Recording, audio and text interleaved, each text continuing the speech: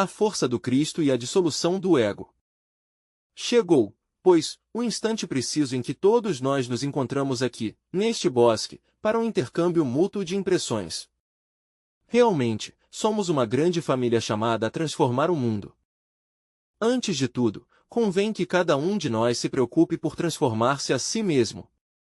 Se nós a si mesmos nos transformássemos, transformaríamos o mundo, e como quer que esse é nosso anelo, necessitamos trabalhar sobre si mesmos.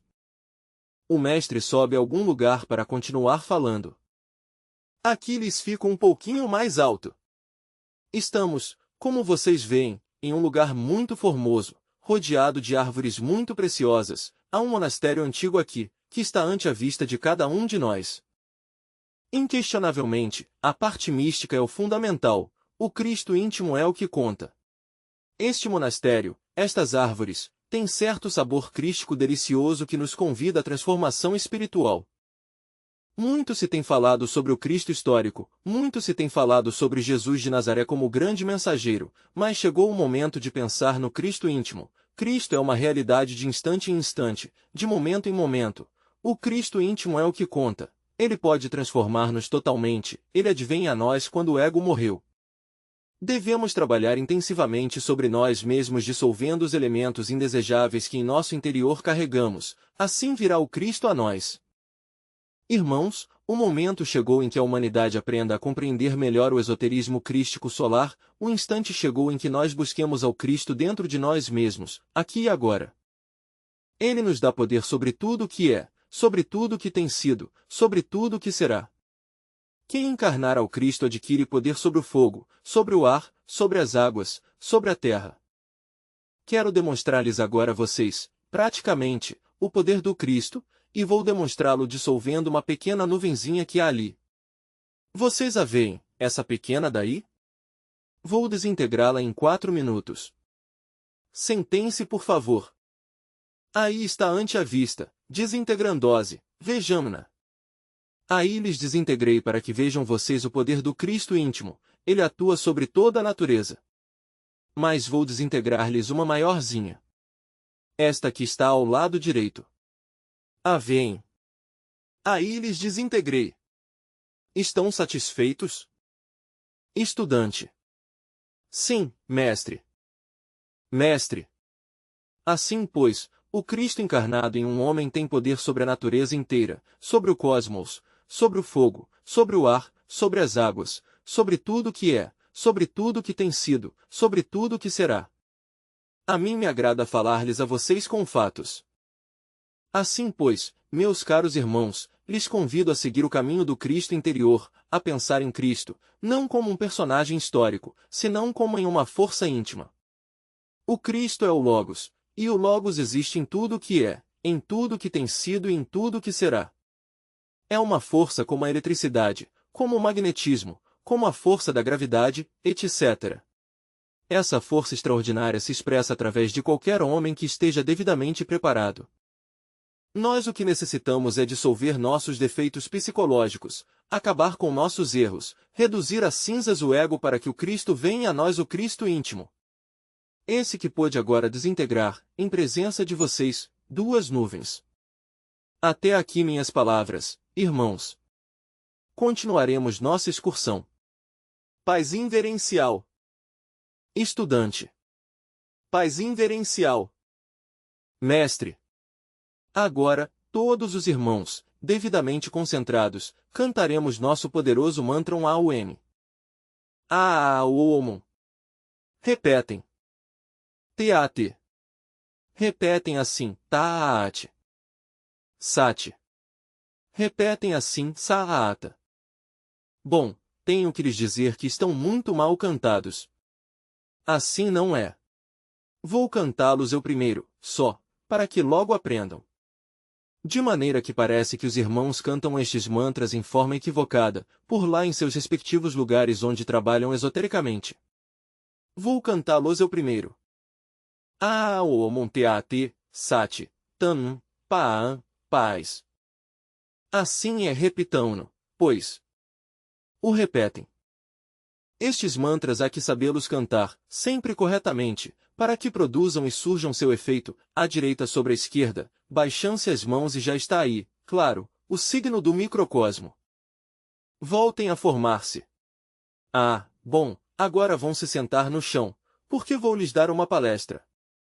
Bem, irmãos, aqui, todos reunidos, devemos palestrar profundamente, devemos examinar todos nossos pontos de vista, em relação, precisamente, com o que nos interessa. Antes de tudo temos que inquirir, indagar, buscar, mas, o que é o que nós buscamos? O que é o que queremos? O que é o que desejamos? Estamos aqui por algo e para algo. Então, para que estamos aqui?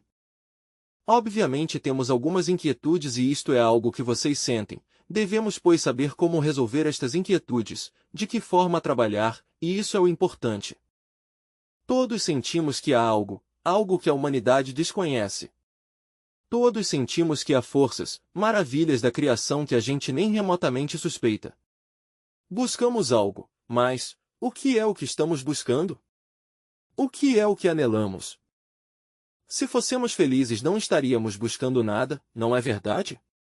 Mas não somos felizes, por isso buscamos, sentimos uma inquietude, ou uma série de inquietudes íntimas, sabemos que há algo mais, que este mundo doloroso, pois, não é tudo. Isso sabemos. E nós buscamos esse algo mais. Chegou a hora, irmãos, das grandes reflexões. Lemos livros muito formosos. Quem não ouviu falar alguma vez de As Mil e Uma Noites? Lemos os 4 evangelhos, os milagres que fazia o Gran Cabir Jesus, apaziguando as tempestades, acalmando os ventos, etc. Às gentes lhes parece impossível. Mas já lhes demonstrei a vocês que não é impossível desintegrar uma nuvem, em presença de vocês desintegrei, hoje, 2 nuvens. Também podemos acalmar uma tempestade, ou desatar um furacão se queremos. Todos esses poderes existem na realidade, em estado latente em cada um de nós, em cada um de vocês, e se podem desenvolver. De maneira, pois, que o de As Mil e Uma Noites não é uma fantasia como se supõe. Não é uma fantasia os milagres do grande Mestre Jesus de Nazaré, nem é uma fantasia tampouco os milagres dos apóstolos. Mas, há algo que buscar. O que é o que estamos buscando? O que é o que queremos? Todos anelamos. O que é o que estamos anelando? Por que se anelamos, se de verdade sentimos o que estamos sentindo, vivemos neste estado tão doloroso no que nos encontramos? Por quê? Por que sofremos? São enigmas que temos que resolver. Irmãos, lhes convido, pois, à reflexão. O que é o que nos impede a nós estar em comunicação com as criaturas invisíveis da natureza? O que é isso que nos impede a nós entrar na dimensão desconhecida? Se outros puderam fazê-lo, por que nós não podemos?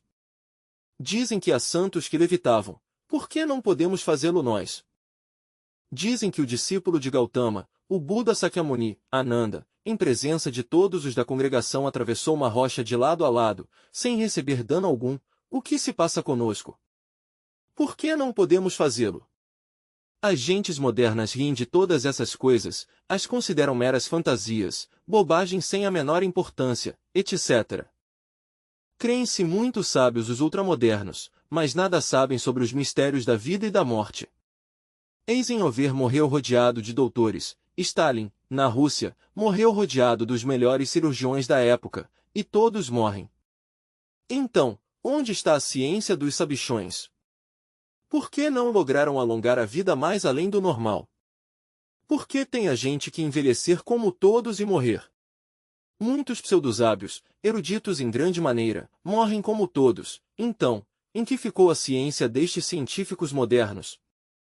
Por que tantas teorias, se não são capazes de defender a vida humana que é o que mais vale? Para que queremos sua ciência?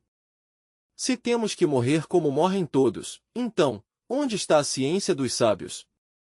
Eu lhes convido a vocês a que reflitamos um pouco, a que nos apartemos um tiquinho de todo esse apodrecimento de teorias que temos na cidade, para que reflitamos. Entendo que a natureza está dentro do homem, entendemos que o homem está dentro da natureza. Mas afirmá-lo por afirmá-lo, simplesmente porque temos que afirmá-lo, simplesmente porque temos que dizer algo, tampouco nos enche. Necessitamos experimentar. Sim, experimentar, isso é o que necessitamos.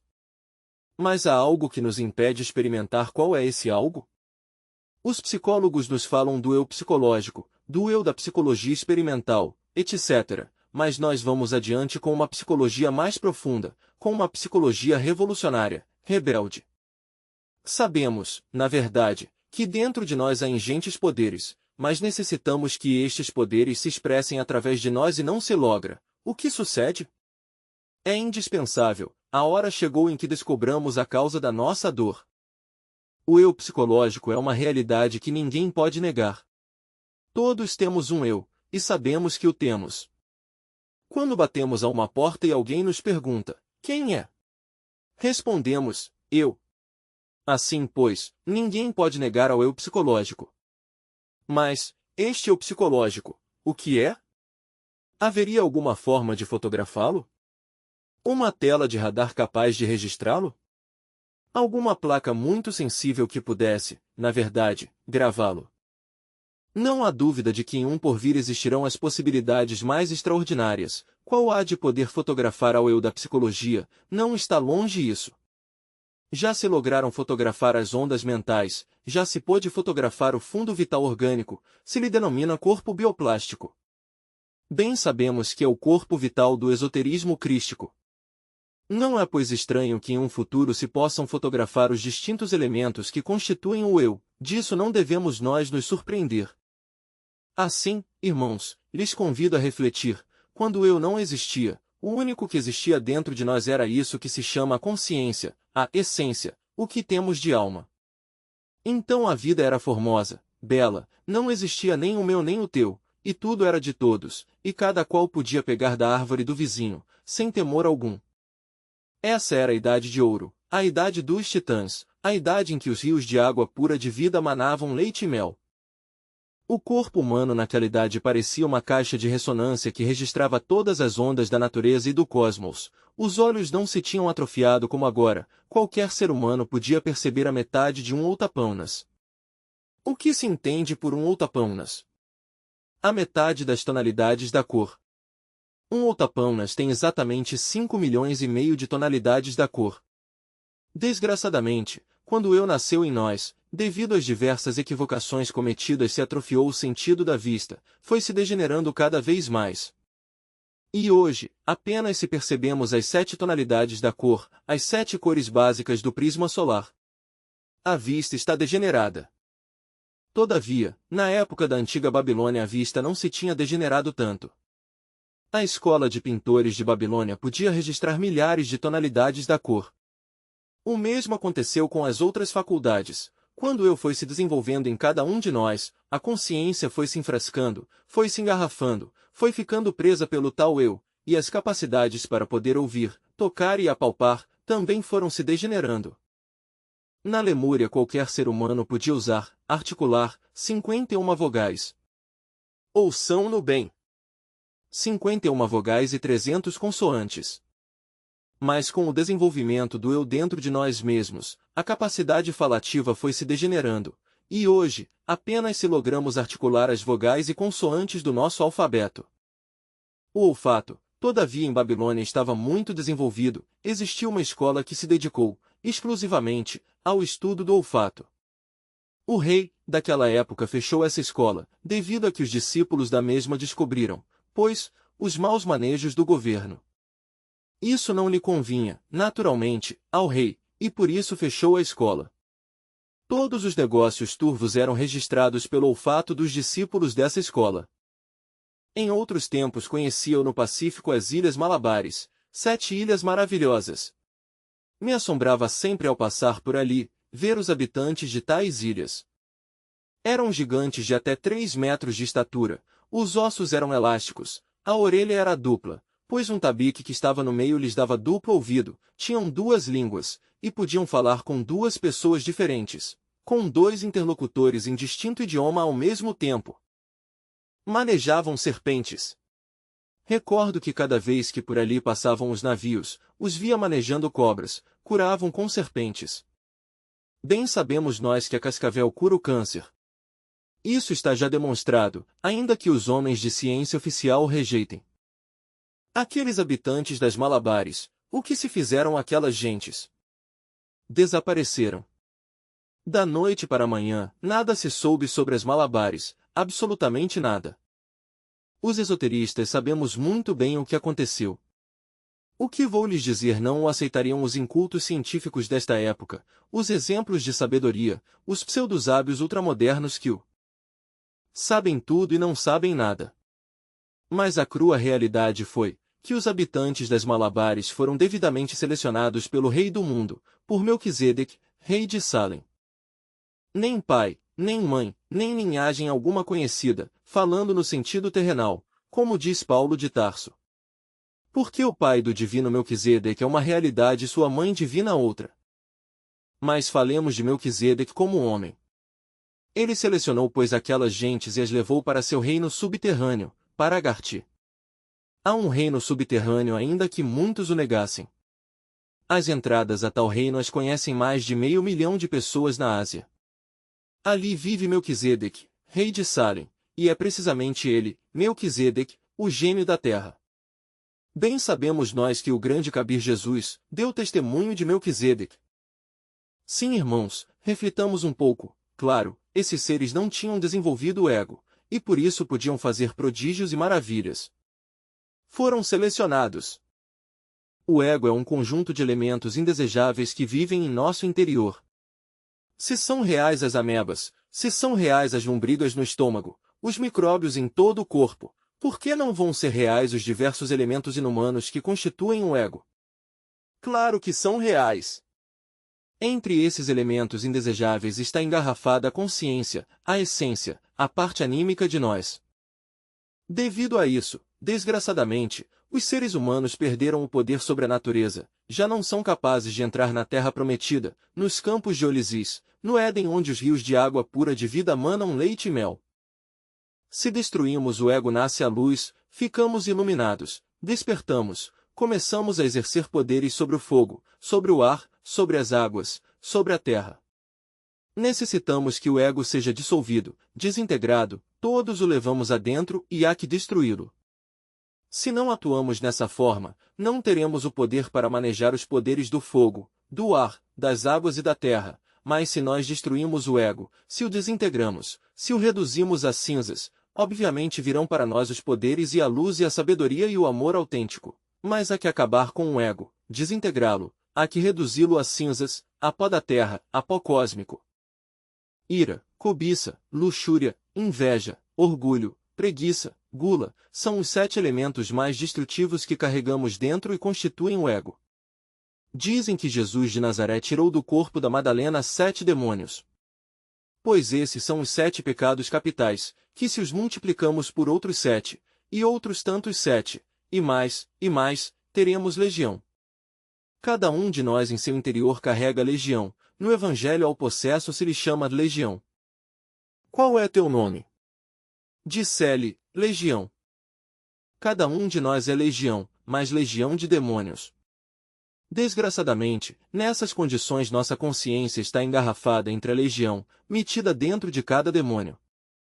Por isso somos incapazes, por isso não temos a autêntica iluminação, por isso já não podemos manejar os elementos da natureza, etc. Mas se destruímos a legião, se deixamos de ser legião, como nos chama o Evangelho, então ficará em nós, outra vez, a consciência livre, sem manchas, pura, limpa, reta. Assim, pois, irmãos, chegou a hora de compreender a necessidade de dissolver o ego, de reduzi-lo a cinzas, de convertê-lo em pó da terra, em pó cósmico. Todo ser humano tem pelo comum 3% de consciência desperta e 97% de consciência dormida, quando eliminamos determinados elementos indesejáveis, que em nosso interior carregamos, seja ira, seja cobiça, seja luxúria, seja inveja, seja orgulho, preguiça ou gula, etc., aumenta a porcentagem de consciência, porque a essência enfrascada entre tais elementos indesejáveis se emancipa, e assim podemos chegar a ter 4% de consciência desperta e 5% e 10%, etc. Quem chegar a ter um 50% gozará de uma grande iluminação. Mas para chegar a ficar completamente iluminados e resplandecentes, se necessita pelo menos um 100% de consciência desperta. Agora vão vendo os irmãos que é necessário despertar. Vocês estão dormidos, deem-se conta que estão dormidos.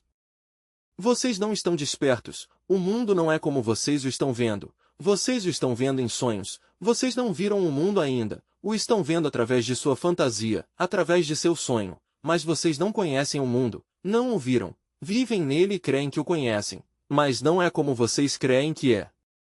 É diferente, tem 7 dimensões básicas, fundamentais, mas vocês não as conhecem. Vocês necessitam sair do estado hipnótico em que se encontram. Quando vocês saírem desse estado, verão o mundo como é.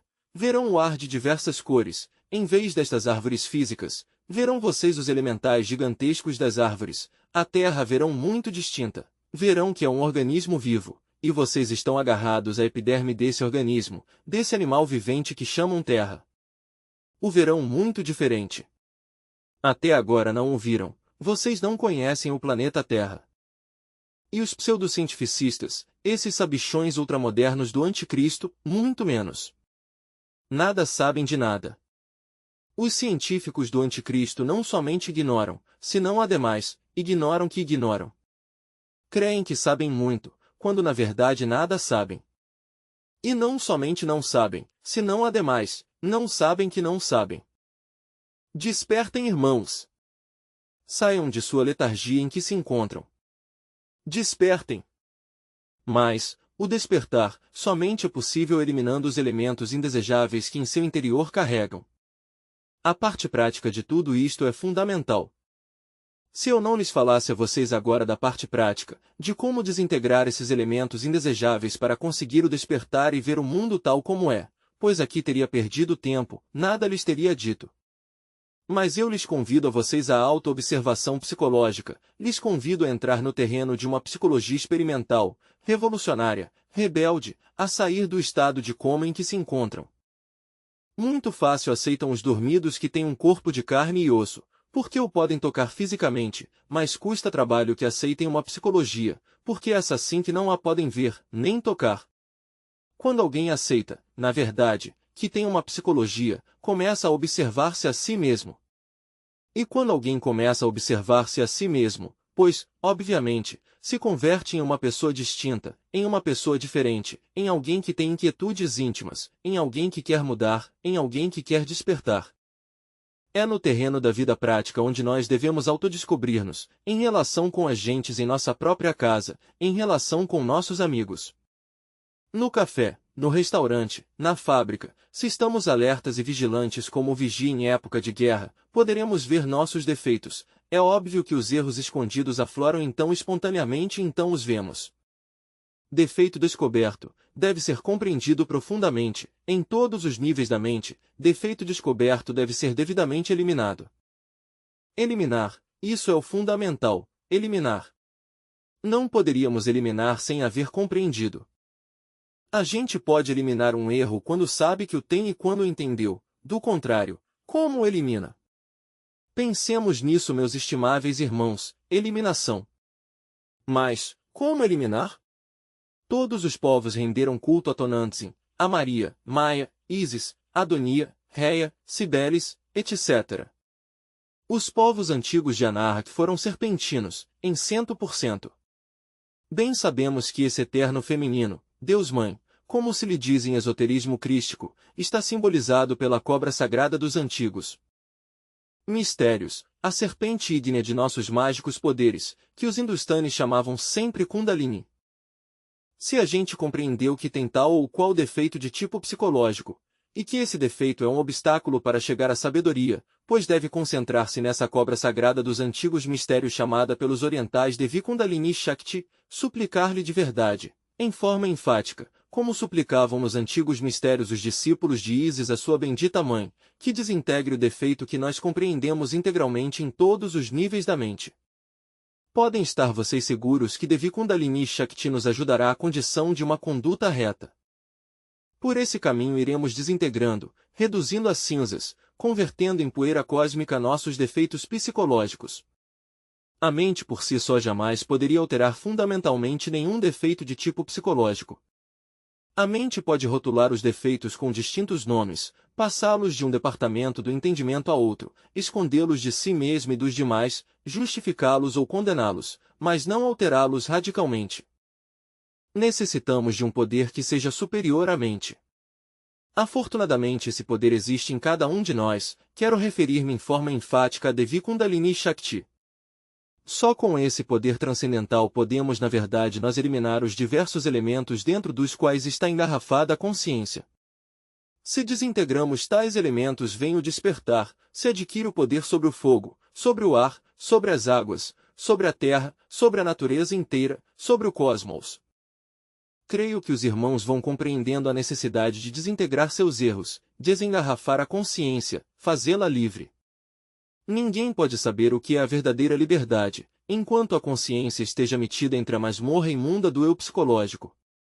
Ninguém poderá saber que coisa é a felicidade, enquanto a consciência continue enfrascada entre a masmorra imunda do eu.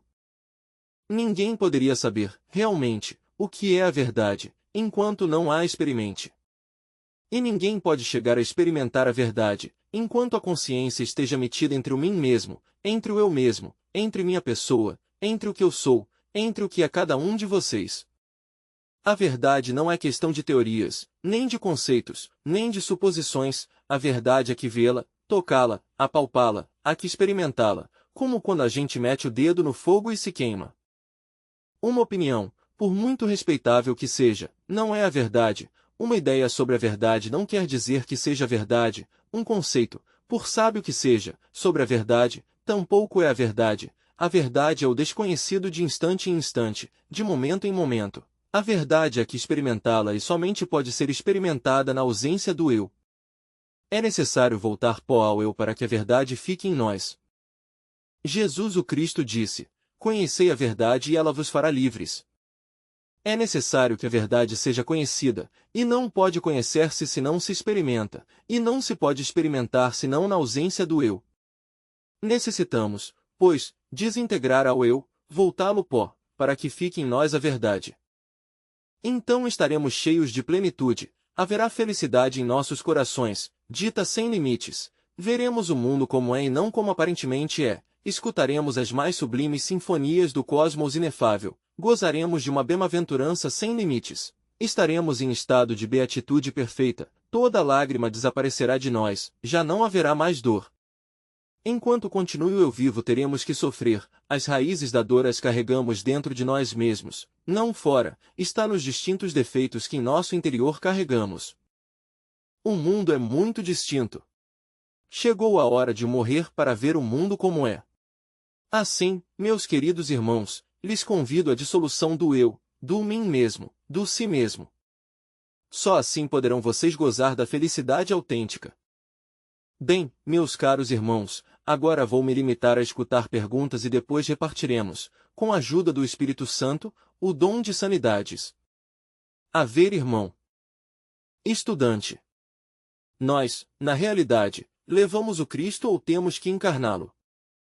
Mestre. O Cristo íntimo há que encarná-lo. Ele é como a eletricidade, como a força de gravidade, está instalado em cada átomo do cosmos, subjaz no fundo profundo de tudo que é, de tudo que tem sido, de tudo que será, não é um indivíduo humano ou divino, ele está mais além da personalidade, e do eu, ele é o que sempre tem sido e o que sempre será. É a vida que palpita em cada átomo, como palpita em cada sol. Há que encarná-lo. Ao que sabe, a palavra dá poder, ninguém a pronunciou, ninguém a pronunciará senão somente aquele que o tem encarnado. Há que encarnar ao Verbo. Escrito está, no princípio era o Verbo, e o Verbo estava com Deus, e o Verbo era Deus, e por ele todas as coisas foram feitas, e sem ele nada do que é feito teria sido feito. Há que encarná-lo.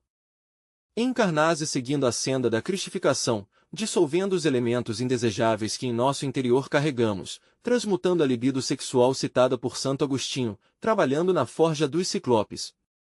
Alguma outra pergunta? Estudante. Mestre. Sonâmbulos são todos os seres que povoam a face da terra. Sonâmbulos são todos esses milhões de seres humanos que vão e vêm pelas ruas da cidade. Sonâmbulo é o gerente que atende em sua gerência, e o mísero peão que trabalha em sua terra. Sonâmbulos sois todos estes humanoides intelectuais, assim pois irmão não te preocupes por isso do sonambulismo, que se por lá chove por aqui não escapa. Estudante. Mestre, como a gente pode valorizar que está trabalhando adequadamente na dissolução do eu? Mestre. O sentido da autoobservação psicológica deverá desenvolver-se pouco a pouco, se desenvolve com o uso. Em princípio, tu poderás descobrir mediante a mera associação intelectual que tens tal ou qual defeito psicológico, e te dedicarás a trabalhar para desintegrá-lo. Mas, mais tarde, no tempo, à medida que fores te auto-observando, o sentido da auto-observação psicológica irá se desenvolvendo, e por último, chegará o dia em que poderás ver perfeitamente a teus defeitos ou eus que personificam defeitos. Poderás vê-los, e poderás ver o trabalho que estás realizando. Mas tem que desenvolver-se primeiro o sentido da auto-observação psicológica. E se desenvolve com o uso, usando-o. Porque escrito está que sentido que não se usa se atrofia. Há que usá-lo, tirá-lo de seu estado de atrofiamento mediante a auto-observação constante. Dito. Estudante. Em que tempo, trabalhando intensivamente, em que tempo se pode morrer? Mestre. O tempo não tem realidade, é algo meramente subjetivo. Que horas são? Estudante. Às 2h25. Mestre. Tu poderias pôr-me as horas essas aqui para examiná-las, a ver de que elementos químicos estão feitas? Pois, quem inventou isso? Isso não tem nenhuma realidade, é um conceito subjetivo, nada mais, algo que está feito para mecanismos de relógio. O tempo não existe. Só existe um instante eterno, um eterno agora. Nasce o sol e se oculta, e entre o nascer e o ocultar pomos nossas queridas horas, uma fantasia nossa, porque entre o nascer e o ocultar não há horas, todos esses processos se realizam de instante em instante, de momento em momento. Assim pois, o conceito esforço conta, mas mais que o conceito esforço, o único que conta nisto, são os tremendos superesforços íntimos que há que realizar em nós mesmos e dentro de nós mesmos, aqui e agora. E isto não é questão de mero intelectualismo. Para dissolver os eus, os defeitos, para aniquilar ao mim mesmo, ao ego, se necessita passar por tremendas crises emocionais durante o trabalho. Não esqueçam vocês que se a água não ferve a 100 graus, não se cozinha o que há que cozinhar, e não se desintegra o que há que desintegrar, assim também, se não passamos por tremendas crises emocionais, pois, não se desintegra o ego, nem cristaliza em nós o que tem que cristalizar. Conforme nós formos desintegrando o ego, vai cristalizando em nós isso que se chama alma. Mas, que coisa é a alma? Poderes, atributos, virtudes, forças especiais. E ao fim chegará o dia, em que desintegrando o que há que desintegrar, cozinhando o que há que cozinhar, cristalizará em nós toda a alma, e então seremos alma, e nosso mesmo corpo será então alma. Necessitamos cristalizar em nós isso que se chama alma. Vocês me entenderam? Estudante. Sim, mestre. Mestre. Alguma outra pergunta? Estudante. Sim, mestre, queria perguntar-lhe, quer dizer, não se pode trabalhar com todos os defeitos ao mesmo tempo, então, queria que me dissesse, como podemos fazer para ir eliminando cada um, ou se podemos trabalhar com todos? Mestre. Pois, tudo depende de que fiquemos bem antenados. Porque no terreno da vida prática é onde vamos ver-nos nós de corpo inteiro, tal como somos. Suponhamos que temos nós, pois, uma namorada, e que vamos pela rua. E que encontramos a tal namorada conversando muito baixinho, com outro cara. O que sentiremos? Sentiremos ciúmes, não é verdade? Estudante. Ciúmes. Mestre. E se chegamos a nos enojar? Estudante. Ira, também. Mestre. Bom. E se nos sentimos com muita dor, o que houve? Estudante. Sentimento, ressentimento. Mestre. Pois, o amor próprio foi ferido. O eu do amor próprio foi ferido. De maneira que há neste exemplo 3, eu do ciúme, eu da ira, eu do amor próprio. O que fazer? Pois ao voltar a casa temos que entrar em meditação, reconstruir a cena com a imaginação criadora e depois tentar compreender o demônio do ciúme, que foi o fundamental, o da ira e o do amor próprio. Compreendidos esses 3, a cada um o vamos compreendendo por separado, mas já compreendidos, procedemos à eliminação. Compreenderemos primeiro o do ciúme. Mediante análise chegaremos à conclusão de que os ciúmes são absurdos. Logo, concentrados em Devi Kundalini pediremos a desintegração dos mesmos. Nos concentraremos na ira e veremos que a ira é loucura, que a ira é uma forma da loucura, que é bestial. Nos concentraremos em Devi Kundalini e lhe pediremos a desintegração de tal demônio. Compreenderemos o do amor próprio, o da autoimportância, e rogaremos então a Devi Kundalini que desintegre tal elemento psicológico do amor próprio. Porque o amor próprio é absurdo. Assim, pois, já compreendidos cada um desses 3 elementos, pois vamos desintegrá-los.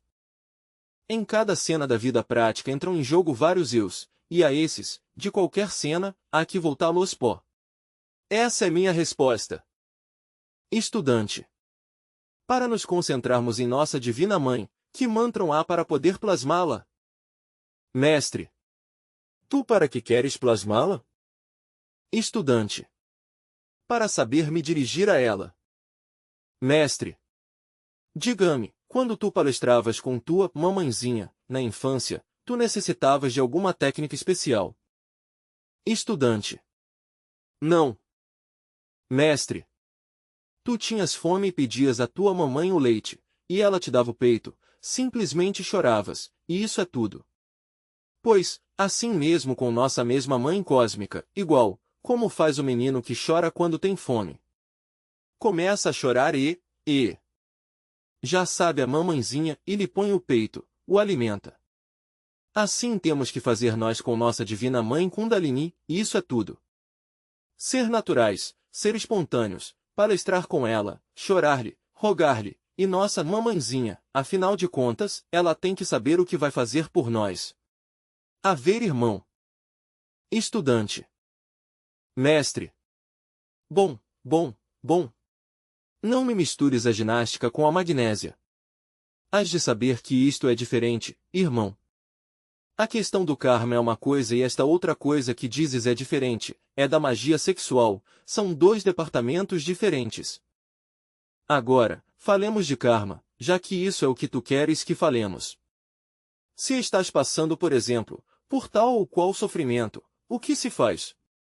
Há que concentrar-se em Anubis, o grande regente da lei, pedir-lhe, pelo menos, que te dê uma oportunidade para pagar tu trabalhando pela humanidade, negocia com ele através da meditação profunda, e labuta em alguma forma pelo bem de nossos semelhantes. Por exemplo, com as cadeias podemos servir muito ao povo, espargindo os conhecimentos, levando-os a todas as partes, trazendo a outros ao caminho esotérico e claro, assim temos oportunidade para cancelar dívidas velhas, isso é óbvio.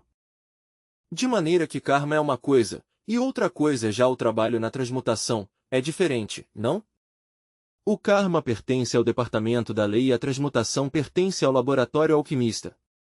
São 2 ministérios diferentes. O laboratório do alquimista é o laboratório da natureza, e o laboratório da natureza está dentro de nós mesmos, aqui e agora. Está constituído por todos esses utensílios que se simbolizam, claramente, nos velhos textos de alquimia. Há que estudar alquimia. Estude a Sendivogius, estude a Nicolás Flamel, a Raimundo Lúlio, a. Estude a Fulcanelli, é formidável, verás que por meio da alquimia podes transformar-te. A ver, irmã. Estudante. Poderia, por favor, explicar sobre os eus bons? Mestre. Ah! São até simpáticos. Mas na verdade te digo, que por muito bons que sejam não sabem fazer o bem, fazem o bem quando não se deve fazer. Isso é o grave. Vem, por exemplo, um maconheiro por aí, a pedir-nos uma esmola e a damos. Por quê? Porque o eu bom a deu. Vem um bêbado a pedir-nos, pois, uma esmolinha, e a damos para que continue tomando pulque na cantina, ou sua tequila, ou o que mais lhe agrade, não é? Assim pois, isso fazem os eus bons, fazem o bem quando não se deve fazer. Recordemos algo muito importante: bom é aquilo que está em seu lugar, mal é aquilo que está fora de lugar. A água no lavatório é boa, a água fora do lavatório, invadindo a sala, entrando nos quartos, é má. O fogo, por exemplo, é magnífico na cozinha, mas fora da cozinha, queimando as cortinas da sala, é mau. Assim pois, bom é o que está em seu lugar, mal o que está fora de lugar. Resulta que os eus bons fazem o bem quando não se deve fazer. Por quê? Porque eles são subjetivos em 100%. Nós necessitamos desintegrar os EUS bons e necessitamos desintegrar os EUS maus. Um bom industrial, alguém que tem uma fábrica muito especial de bom de calças, me dizia claramente o outro dia: bom, mestre, se eu desintegro o eu que faz calças, que é um eu útil, que é um eu bom, então minha fábrica se acabará, que em paz descanse e se acabou a fábrica. Lhe disse: não se acaba. Porque o ser tem muitas partes autônomas e conscientes, e há uma parte consciente de ti mesmo, uma parte do próprio ser, que pode, perfeitamente, substituir a esse eu bom, ou útil, e esse fará as calças muito melhor. Total, a fábrica não se acaba, continua. A ver, irmã. Estudante. Estamos meditando a diário sobre ele e não logramos nada. E sempre se nos manifestam. Mestre. Bom, esta sim que é farinha de outro saco, sabes? Sucede que há eus tão fortes, que não os desintegras tu nem com uma bomba atômica. Nesses casos, não resta mais remédio que apelar ao raio de Kundalini em plena forja dos ciclopes, quer dizer, essa é a que somente se desintegra durante a cópula química, quando se trabalha na nona esfera, mediante a eletricidade sexual transcendente. Só assim, com a ajuda da Mãe Divina, poderá desintegrar-se esse tipo de eus. Estudante. Se tem feito essa prática, e se lhe tem pedido em oração à Mãe Divina? Mestre. Te falta mais compreensão, e há certos tipos de EUS que não se desintegram da noite para a manhã. Há eus que duram até anos para desintegrar-se, que são tão fortes, que se demoram anos inteiros para poder desintegrá-los. É que estas não são enchiladas, sabes? Estudante. Para trabalhar com um defeito há que se enfrentar a ele. Mas, no caso da luxúria. Mestre. O eu da luxúria, ou os EUS da luxúria são múltiplos. Cada cena tem um eu de luxúria diferente. Se tu, por exemplo, ficas olhando uma moça, como olhar? Quer dizer, lhe vês que tem muito bonitas panturrilhas e tal, e tu sentes luxúria, pois esse é um eu que tens que desintegrá-lo, reduzi-lo a cinzas, a pó da terra, a pó cósmico. Mas se outro dia resulta que passa outra moça, e já não são as panturrilhas o que te chama a atenção, senão que leva muito bonito peito e tal, pois então, esse é outro eu que tens que desintegrá-lo, e se outro dia te sentes por lá, pintando paisagens no astral, não é? E se há interesse por uma dama, lá, em quem sabe que luxuoso apartamento, não é? Então esse é outro eu. Então cada um tens que estudá-lo por a parte. Tu me entendeste? Estudante. Sim, mestre. Mestre. Por certo, que o outro dia me chamou a atenção a mim um macaco, como dizemos nós por aqui, ou mono ou mico como dizem por lá em outros países, que em Acapulco ficava olhando a toda moça assim, e lhes olhava muito especialmente as panturrilhas, não é? Claro, era um macaco muito enamorado. Afortunadamente o tinham amarrado com uma corda. Não há dúvida de que esse pobre macaco, o pobre mono, ou gorila, ou o que seja, foi humanoide degenerado, por isso tem o costume degenerado. Claro, ainda que pareça incrível, essas criaturas têm os muito fortes. Eu conheci um chimpanzé lá em Chapultepec. O tinham encerrado em uma jaula. Se ofendia terrivelmente quando lhe diziam, macaco feio. Então se agitava, gritava, saltava e lhe dava a gente ainda que seja com as bananas que estava comendo, não é? As jogava na gente. Tudo tolerava menos que lhe dissessem macaco feio. Bom, tens alguma pergunta, irmão? Estudante. Sim, mestre, se fala que para eliminar os defeitos é necessário trabalhar com a forja. Terá algo a ver a idade? Mestre. A idade? Estudante. Sim, se é muito jovem ou muito velho. Mestre. Bom, um velhinho de 90 anos já não pode nem mascar a água, sabes? Não vais esperar tu que chegues aos 90 para trabalhar na forja acesa de Vulcano. Estás jovem e... Estudante. Não, mas quanto jovem? Digamos, 15 ou 16, ou 21, quantos se necessita? Terá que ser. Mestre. Olha, vou te dizer uma coisa, de acordo com as leis da natureza e do cosmos, somente se pode começar a ter contato sexual desde os 21 anos em diante. O germe que entra ao ventre materno para seu desenvolvimento e gestação, pelo fato de nascer, de vir ao mundo convertido em uma criatura vivente, não terminou seu desenvolvimento, continua seus processos de desenvolvimento através dos 7, dos 14 e até os 21 anos.